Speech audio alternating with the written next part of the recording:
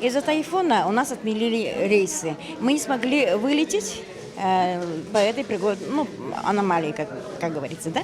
Из-за этого наши билеты перенесли на 4 число. А если мы вылетаем 4, то потом в Гонконге, в Владивостоке мы остались и без питья, и без житья, и без ничего.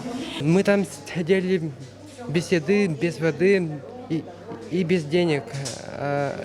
Все деньги утратили на билет,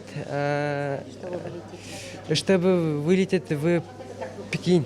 Во-первых, я поздравляю наших детей, что они прибыли к себе на родину, живые, здоровые. Но я думаю, вот этот молниеносный урок жизни им даст очень много жизненного опыта в том плане, что жизнь, она это подарок. Сегодняшняя ситуация вот разрулилась благодаря хорошему, умелому, организаторскому очень многих людей. Благодарим наш правительственный сайт ЕСИА за то, что вы сделали большую информацию. Ну, конечно, уставшие, замученные. Но все хорошо закончилось. Приехали.